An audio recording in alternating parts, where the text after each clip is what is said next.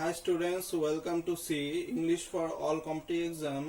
আজকে আমি তোমাদের বেসিক ইংলিশ গ্রামার কোর্স শুরু করছি। আজকে আমি তোমাদের ইংলিশ বেসিক হিসেবে আমি তোমাদের সাথে ওয়ার্ড সেন্টেন্স সম্পর্কে আলোচনা করব, সাবজেক্ট প্রেডিকেট সম্পর্কে আলোচনা করব, তারপর ভার্ব সম্পর্কে আলোচনা করব। সুতরাং ভিডিওটি প্রথম থেকে শেষ পর্যন্ত খুব মনোযোগ দিয়ে দেখবেন। তো ক্লাসটা আজকের মতো শুরু করা যাক। তো দেখো কি বলছে, ওয়ার্ড। আজকে আমরা ওয়ার্ড সম্পর্কে জানবো। ওয়ার্ড মানে কি? ওয়ার্ড মানে হচ্ছে শব্দ। ওয়ার্ড মানে হচ্ছে শব্দ। তো ওয়ার্ড কাকে বলে? তো ডেফিনেশনটা হচ্ছে কতগুলি লেটার বা অক্ষর, কতগুলি লেটার বা অক্ষর পাশাপাশি বসে যখন মানে প্রকাশ করে তাকে ওয়ার্ড বা শব্দ বলে। তাকে ওয়ার্ড বা শব্দ বলে। তো ডেফিনেশনটা দেখো, লেটার বা অক্ষর পাশাপাশি বসবে, বসার পর কি করবে? মানে প্রকাশ করবে, তখন তাকে আমরা বলবো ওয়ার্ড বা শব্দ। যেমন উদাহরণ দিয়ে আমরা এখন ওয়ার্ড বা শব্দ বুঝবো। যেমন যদি লিখি আমি ডি ও জি, এখানে দেখো ডি হচ্ছে একটা লেটার, ওটা হচ্ছে একটা লেটার, জিটা হচ্ছে একটা লেটার। তো এখানে লেটার কটা আছে? একটা লেটার, দুটা লেটার, তিনটা লেটার। এখানে তিনটা লেটার আছে। তিনটা লেটারই দেখো পাশাপাশি বসেছে। তিনটা লেটারই পাশাপাশি বসেছে। বসার পর কি হয়েছে? একটা মানে হয়েছে। ডগ মানে আমরা কি জানি? কুকুর। তো তিনটা লেটার পাশাপাশি বসেছে, বসার পর একটা কি হয়েছে? মানে আছে। তো মানে থাকলে সেটাকে বলা হয় ওয়ার্ড। মানে আছে তাই সেটাকে বলা হচ্ছে ওয়ার্ড। যদি মানে না থাকতো, যেমন যদি লিখি ই এল এস, এখানে দেখো কটা লেটার আছে? একটা লেটার, দুটা লেটার, তিনটা লেটার, তিনটা অক্ষর আছে, পাশাপাশি বসেছে, কিন্তু কি নেই? কোনো মানে নেই। ইএলএস লিখলে কোনো মানে নেই। যেহেতু সব লেটারগুলো পাশাপাশি বসার পর মানে নেই, সুতরাং মানে না থাকলে সেটা কি না? সেটা ওয়ার্ড বা শব্দ না। যেমন যদি লিখি সি ও টি, কট, এখানে সিটা হচ্ছে একটা লেটার, ওটা হচ্ছে আরেকটা লেটার, টিটা হচ্ছে আরেকটা লেটার। তো তিনটা লেটার দেখো পাশাপাশি বসেছে, একটার পর একটা পাশাপাশি বসেছে। তিনটা লেটার পাশাপাশি বসার পর কি মানে হলো? কট মানে খাটিয়া। অর্থাৎ খাটিয়া লিখলাম, সুতরাং কি মানে আছে। তো মানে থাকলে সেটাকে কি বলবো? তাহলে কটটাকে কি বলা যাবে? কটটাকে বলা যাবে ওয়ার্ড। মানে না থাকলে সেটা ওয়ার্ড না। তো আমরা এখন ওয়ার্ড সম্পর্কে জানলাম, আমরা এখন সেন্টেন্স সম্পর্কে জানবো। সেন্টেন্স কাকে বলে?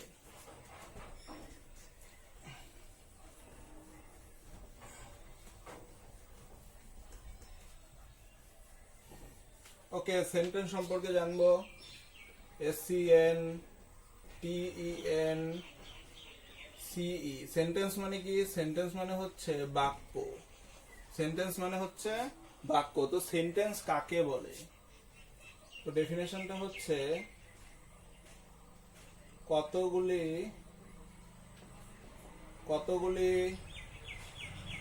ওয়ার্ড বা শব্দ পাশাপাশি বসে মনের ভাব সম্পূর্ণ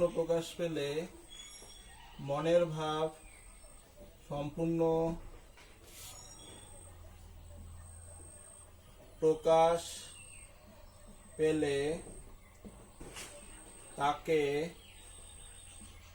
তাকে সেন্টেন্স বলে। মনের ভাব সম্পূর্ণ প্রকাশ পেলে তাকে কি বলে? তাকে সেন্টেন্স বলে। তাহলে দেখো সেন্টেন্স কাকে বলে? ওয়ার্ড বা শব্দ পাশাপাশি বসবে, বসার পর কি প্রকাশ করবে? মনের ভাব সম্পূর্ণ প্রকাশ করবে, তখন তাকে সেন্টেন্স বলে।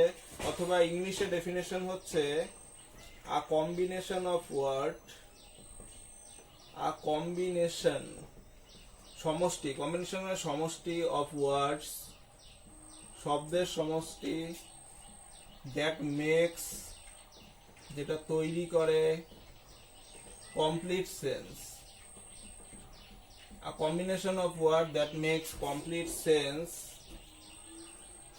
is called, তাকে বলা হয় সেন্টেন্স, is called sentence।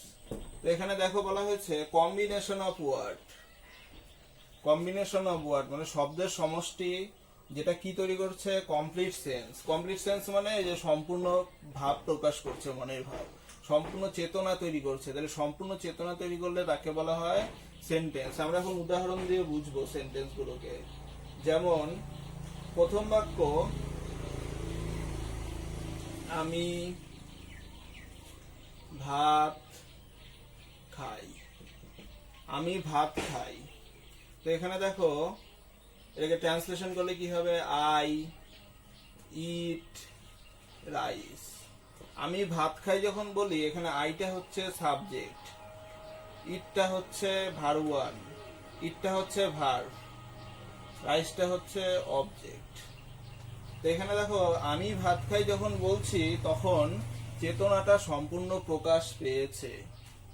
আমি ভাত খাই বললে চেতনাটা সম্পূর্ণ প্রকাশ পাচ্ছে। তার মানে কি? আমি ভাত খাই বললে সবাই এটাই বুঝবে যে আমি ভাত খাই, মানুষ সব এই কথাটাকে সবাই ঠিক মতো বুঝতে পারবে।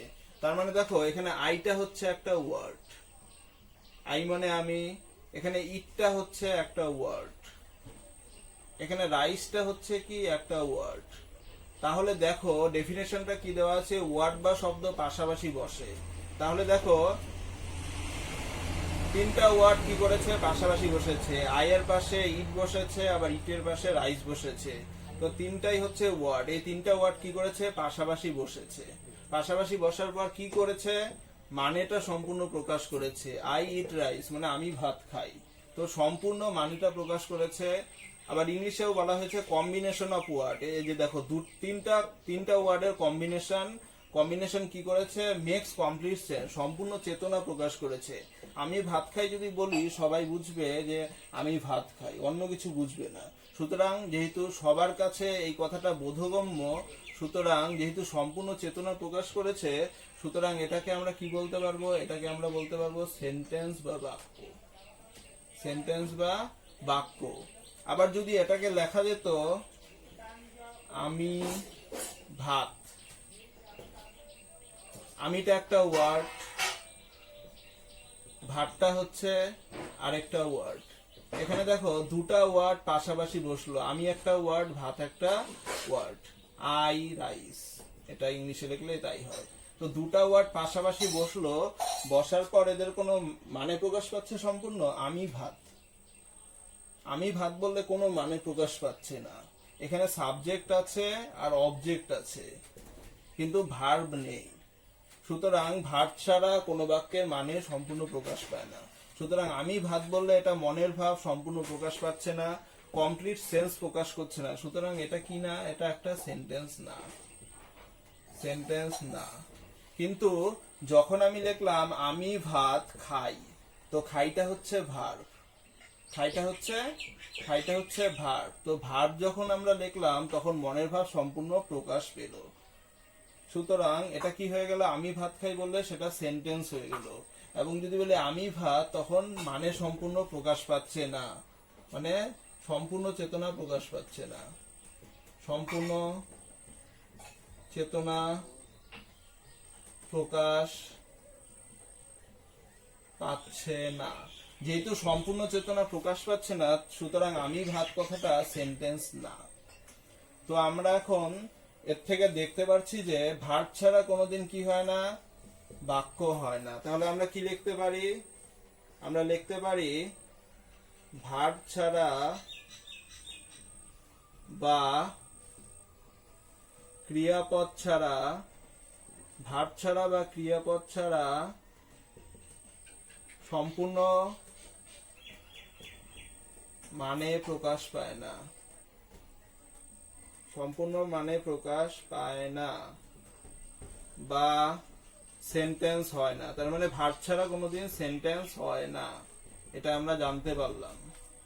তো আমরা এখন দেখব যে একটা বাক্য তৈরি করতে গেলে বাক্যের মধ্যে কি কি প্রয়োজন। একটা সিম্পল সেন্টেন্স তৈরি করতে গেলে, সরল বাক্য, সিম্পল সেন্টেন্স মানে সরল বাক্য, একটা সিম্পল সেন্টেন্স তৈরি করতে গেলে বাক্যে প্রয়োজন সাবজেক্ট, এটা ইংরেজি বাক্য গঠনের নিয়ম, সাবজেক্ট প্রয়োজন আর ভার্ব প্রয়োজন, তার সাথে লাস্টে অবজেক্ট না দিলে, অবজেক্ট না থাকলেও সেটা সেন্টেন্স হতে পারে। তো প্রথমে সাবজেক্ট প্রয়োজন, তারপর ভার্ব প্রয়োজন, তারপর অবজেক্ট প্রয়োজন। তো একটা সিম্পল সেন্টেন্স তৈরি করতে গেলে কি কি প্রয়োজন? সাবজেক্ট, ভার্ব, অবজেক্ট প্রয়োজন। সাবজেক্ট, ভার্ব ছাড়া কোনোদিন সেন্টেন্স তৈরি করা যায় না। তো আমরা এখন জানবো সাবজেক্ট কাকে বলে, ভার্ব কাকে বলে, অবজেক্ট কাকে বলে, সেটা সম্পর্কে আমরা জানবো।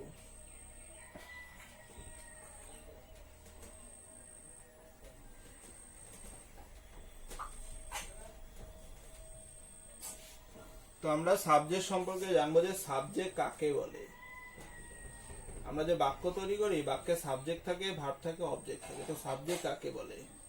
তো সাবজেক্ট কাকে বলে সেটা ডেফিনেশন হচ্ছে বাক্যে যে কাজ করে, বাক্যে যে কাজ করে, বাক্যে যে কাজ করে তাকে সাবজেক্ট বলে, তাকে সাবজেক্ট বলে। বাক্যে যে কাজ করে তাকে সাবজেক্ট বলে। সাবজেক্ট মানে কি? সাবজেক্ট মানে হচ্ছে কর্তা। তারপর ভার্ব, ভার্ব সম্পর্কে জানবো, ভার্ব কাকে বলে?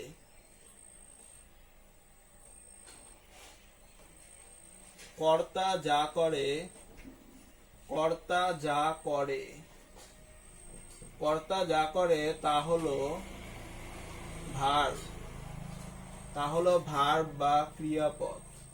বাংলায় ভার্বকে বলা হয় ক্রিয়াপদ। তাহলে কর্তা যা করে তা হচ্ছে ভার্ব বা ক্রিয়াপদ। তারপর ভার্বের পর আমরা কি লিখবো? অবজেক্ট। অবজেক্ট মানে কি? অবজেক্ট মানে হচ্ছে কর্ম। তো অবজেক্ট কাকে বলে? তো অবজেক্ট কাকে বলে? এটা হচ্ছে ভার্বকে কি বা, ভার্বকে কি বা কাকে দিয়ে, ভার্বকে কি বা কাকে দিয়ে প্রশ্ন করলে, ভার্বকে কি বা কাকে দিয়ে প্রশ্ন করলে যা পাই, করলে উত্তরে যা পাই। ভার্বকে কি বা কাকে দিয়ে প্রশ্ন করলে উত্তরে যা পাই তা হলো, উত্তরে যা পাই তা হলো অবজেক্ট বা কর্ম। তো ভার্বকে প্রশ্ন করলে উত্তরে যা পাই তা হচ্ছে অবজেক্ট বা কর্ম। তো আমরা এখন উদাহরণ দিয়ে বুঝবো সাবজেক্ট, ভার্ব, অবজেক্ট। তো একটা সিম্পল সেন্টেন্স তৈরি করার নিয়ম কি আমি বললাম? ইংরেজিতে সিম্পল সেন্টেন্স তৈরি করার নিয়ম হচ্ছে, ইংরেজিতে সিম্পল সেন্টেন্স তৈরি করার নিয়ম হচ্ছে সাবজেক্ট, সাবজেক্টের পরে কি বসবে? ভার্ব বসবে, ভার্বের পরে কি বসবে? সবসময় অবজেক্ট বসবে। তো ইংরেজি সিম্পল সেন্টেন্স তৈরি করার নিয়ম subject plus verb plus object. তো দেখো আমরা বাংলাতে বুঝবো, আমি, প্রথম বাক্য হচ্ছে আমি ফুটবল খেলি। প্রথম বাক্য হচ্ছে আমি ফুটবল খেলি। এখানে দেখো, এখানে বাক্যটা ভালো মতো দেখো, এটা হচ্ছে বাংলা বাক্য গঠনের নিয়ম। বাংলা বাক্য গঠনের নিয়ম কি? বাংলা বাক্য গঠনে প্রথমে কর্তা বসে, কর্তার পর কি বসে?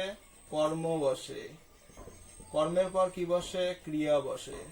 এটা হচ্ছে বাংলা বাক্য গঠনের নিয়ম। কর্তা প্লাস কর্ম প্লাস ক্রিয়া, তাহলে এটা হচ্ছে বাংলা বাক্যে, এটা হচ্ছে কর্তা।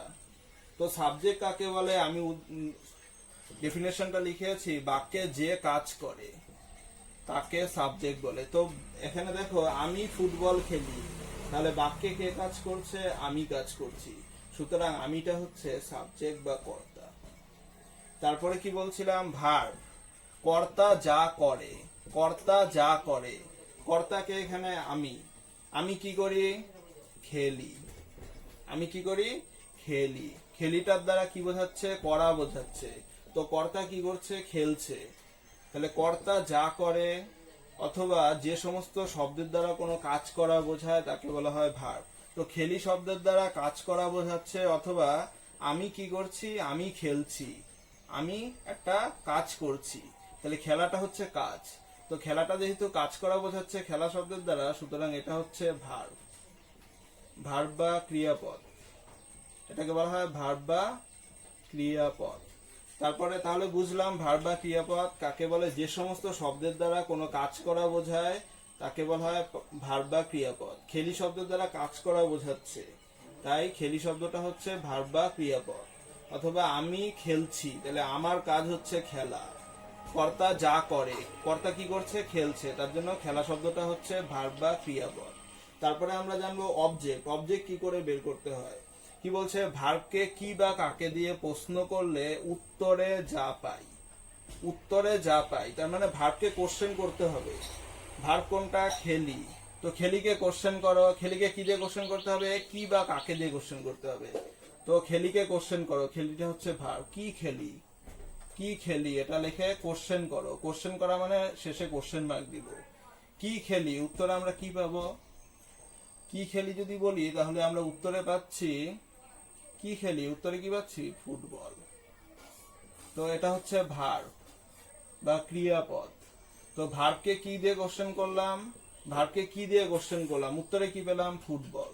তাহলে ফুটবলটা হচ্ছে অবজেক্ট বা কর্ম। তো ফুটবলটা হচ্ছে অবজেক্ট বা কর্ম। তাহলে এই বাক্যে হলো অবজেক্টকে ফুটবল। তো এটাকে আমরা ইংলিশে ট্রান্সলেশন করব। ইংলিশে ট্রান্সলেশন করলে কি লিখবো? আই। তো ইংলিশ বাক্য গঠনের নিয়ম কি? প্রথমে সাবজেক্ট বসবে, সাবজেক্ট বসবে, সাবজেক্ট প্লাস কি বসবে? ভার্ব বসবে। ভার্ব কি? খেলি, খেলাটা হচ্ছে ভার্ব, তাহলে প্লে, প্লেটা হচ্ছে ভার্ব।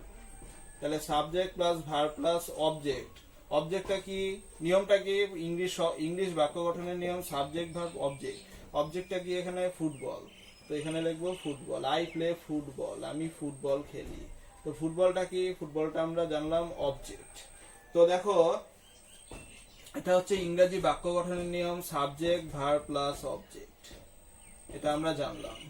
তাহলে ইংরেজি বাক্য গঠনের নিয়ম হচ্ছে subject plus verb plus object. এবং বাংলা বাক্য গঠনের নিয়মটা কি? বাংলা বাক্য গঠনে প্রথমে সাবজেক্ট বসছে, বাংলা বাক্য গঠনে সাবজেক্ট বসছে, তারপর অবজেক্ট বসছে, কর্ম বসছে, তারপর ক্রিয়া বসছে। এটাই হচ্ছে বাংলা এবং ইংরেজি বাক্য গঠনের মধ্যে পার্থক্য।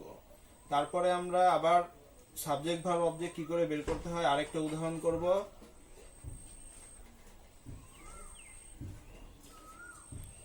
তো পরের উদাহরণ হলো মেয়েটি বই পড়ে। পরের উদাহরণ হলো মেয়েটি বই পড়ে। এখানে দেখো সাবজেক্টকে, বাক্যে যে কাজ করে তাকে সাবজেক্ট বলে। মেয়েটি বই পড়ে বলছে, তাহলে কে কাজ করছে বাক্যে?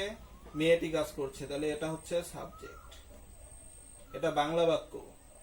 তারপর মেয়েটি কি কাজ করছে? মেয়েটি পড়ছে, পড়াটা হচ্ছে কাজ। কর্তা যা করে, তাহলে কর্তা কি করছে? সাবজেক্ট কি করছে? পড়ছে, তাহলে কর্তা যা করে সেটাকে বলা হয় ভার্ব, তাহলে এটা ভার্ব। তারপর অবজেক্ট কি করে বের করবো আমরা? ভার্বকে কি বা কাকে দিয়ে কোশ্চেন করবো।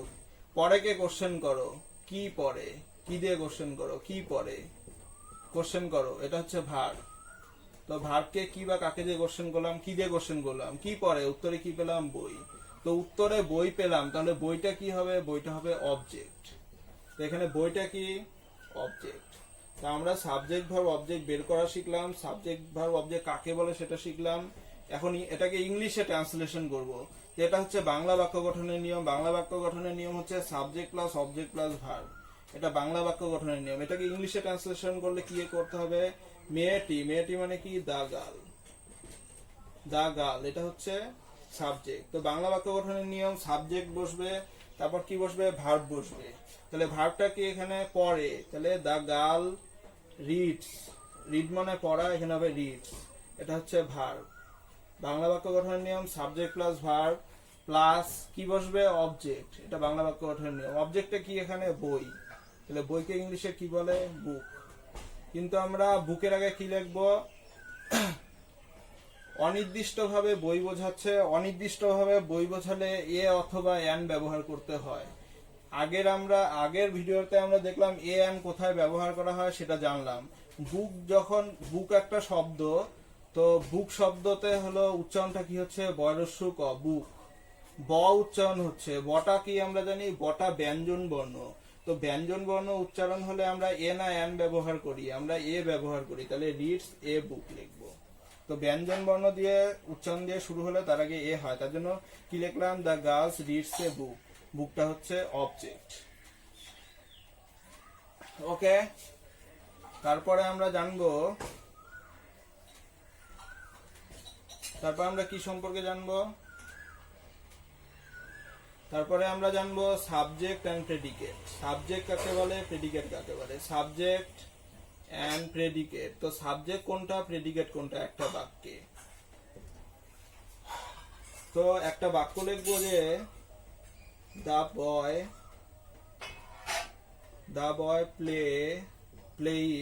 বয় প্লেইজ ফুটবল। এই বাক্যটাই লিখলাম আমি, দ্য বয় প্লেইজ ফুটবল, ছেলেটি ফুটবল খেলে। এই বাক্যের সাবজেক্ট কোনটা, বাক্যে যে কাজ করে সে হচ্ছে সাবজেক্ট, এটা একটু আগে শিখলাম। তো প্রেডিকেট কোনটা, প্রেডিকেট বের করা শিখবো। তো প্রেডিকেট কোনটা, সাবজেক্ট বাদ দিয়ে যা কিছু থাকবে বাক্যের মধ্যে সেটাই হচ্ছে প্রেডিকেট। তো এই বাক্যে কি আছে, ভার্ব আছে, ভার্বের পর কি আছে, অবজেক্ট আছে। তো ভার্ব প্লাস অবজেক্ট আছে। তো এইটুক হচ্ছে যে ভার্ব প্লাস অবজেক্ট, এটা সম্পূর্ণ নিয়ে হচ্ছে প্রেডিকেট, এটা সম্পূর্ণ নিয়ে হচ্ছে প্রেডিকেট। সুতরাং আমরা দেখতে পাচ্ছি যে এটা হচ্ছে সাবজেক্ট এবং প্রেডিকেট। প্রেডিকেট কি নিয়ে হচ্ছে, সাবজেক্ট, সেন্টেন্সের পরের অংশ নিয়ে হচ্ছে প্রেডিকেট। এটা একটা সেন্টেন্স, কারণ মানে সম্পূর্ণ প্রকাশ পাচ্ছে, ভার্ব আছে, সাবজেক্ট ভার্ব অবজেক্ট আছে, সুতরাং এটা সেন্টেন্স। তো সুতরাং আমরা কি জানতে পারলাম, আমরা জানতে পারলাম প্রেডিকেট কি নিয়ে তৈরি হয়, প্রেডিকেট তৈরি হয় কি নিয়ে, ভার্ব এন্ড অবজেক্ট নিয়ে। তাহলে প্রেডিকেট তৈরি হয় ভার্ব এন্ড অবজেক্ট নিয়ে, প্রেডিকেট ভার্ব এবং অবজেক্ট নিয়ে তৈরি হয়, অবজেক্ট নিয়ে। তো আমরা এই বাক্যের মধ্যে আমরা প্রেডিকেটটা দেখতে পাচ্ছি। তারপর যদি আরেকটা বাক্য লিখি, the man walks fast. The ম্যানটা সাবজেক্ট, যে কাজ করে সে হচ্ছে সাবজেক্ট। তো এই বাক্যে সাবজেক্ট কোনটা, দ্য ম্যান। ওয়াক্সটা কি, ভার্ব। ফাস্টটা কি, ফাস্টটা হচ্ছে অ্যাডভার্ব। তো এই বাক্যে আবার দেখো, এটা হচ্ছে সাবজেক্ট, বাকিটা হচ্ছে প্রেডিকেট। তাহলে সাবজেক্ট বাদ দিয়ে যা থাকে সেটা হচ্ছে প্রেডিকেট। তো এটা হচ্ছে সম্পূর্ণটা প্রেডিকেট, এটা সম্পূর্ণটা হচ্ছে প্রেডিকেট। প্রেডিকেট, তার প্রেডিকেট, এখানে প্রেডিকেটে কোনটা কোনটা, ভার্ব প্লাস অ্যাডভার্ব, এই সম্পূর্ণটা হচ্ছে প্রেডিকেট। তার মানে সাবজেক্ট বাদ দিয়ে যা থাকে এ বাক্যে তা হচ্ছে প্রেডিকেট। তার মানে কি জানতে পারলাম, সাবজেক্ট বাদ দিয়ে আমরা জানতে পারলাম, সাবজেক্ট বাদ দিয়ে বাক্যে যা থাকে, সাবজেক্ট বাদ দিয়ে বাক্যে যা থাকে তা হলো, সাবজেক্টের পরে বাক্যে যা থাকলো সেটা হলো, তা হলো প্রেডিকেট।